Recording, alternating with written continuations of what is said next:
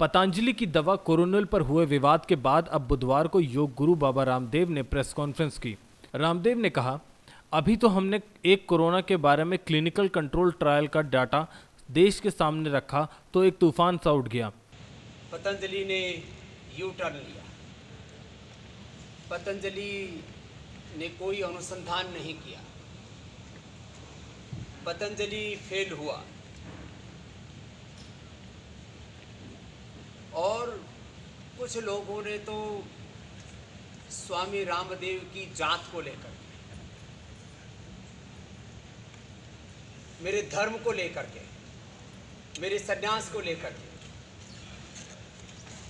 अलग अलग प्रकार से एक बहुत गंदा वातावरण बनाने की कोशिश। रामदेव ने कहा, ऐसा लगता है कि हिंदुस्तान के अंदर योग आयुर्वेद का काम करना एक गुनाह है। सैकड़ों जगह एफआईआर दर्ज हो गई हैं, जैसे किसी देशद्रोही और आतंकी के खिलाफ दर्ज होती हैं। हमने कोरोना की दवा पर अच्छी पहल की है, लेकिन लोग हमें गाली दे रहे हैं। आप हमें गाली दो, लेकिन कम से कम उन लोगों के साथ हमदर्दी तो रखो जो कोरोना वायरस से पीड़ित हैं और जिन लाखों करोड़ों बीमार लोगों का पतंजलि ने इलाज किया है। अरे आपको आपत्ति है स्वामी रामदेव से, खूब गाली दो। हम तो गाली प्रूफ हो चुके हैं। आपको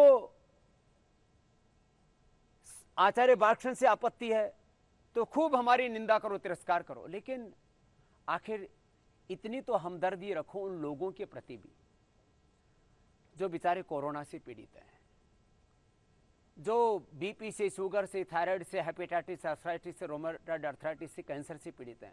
आखिर ऐसे करोड़ों लोगों को जीवन दिया है पतंजलि ने। रामदेव ने सफाई में कहा, हमने आयुर्वेद दवाइयों को बनाने का यूनानी और आयुर्वेद डिपार्टमेंट से लाइसेंस लिया है। ये आयुष मंत्रालय से संबंधित होता है। उन्होंने ये भी कहा कि आयुर्वेद के सभी दवाइयों का रजिस्ट्रेशन उनके परंपरागत गुणों के आधार पर होता है।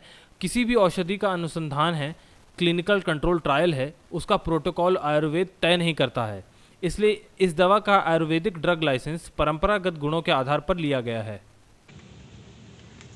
श्वासारी और कोरोनिल के गिलोय, तुलसी, अश्वगंधा साथ साथ दी गई, लाइसेंस अलग अलग है, लेकिन श्वासारी और इस कोरोनिल के अंदर जो एक्टिव कंपाउंड्स हैं उसके बारे में मैं बता चुका हूं। इनका साथ साथ प्रयोग किया गया है, साथ में अणु तेल भी डाला गया और ये समान रूप से इफेक्टिव है।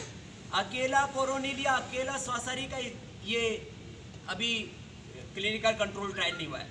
इनका संयुक्त रूप से randomise, placebo, control, double blind clinical trial हुआ और रजिस्ट्रेशन के ढंग से हुआ।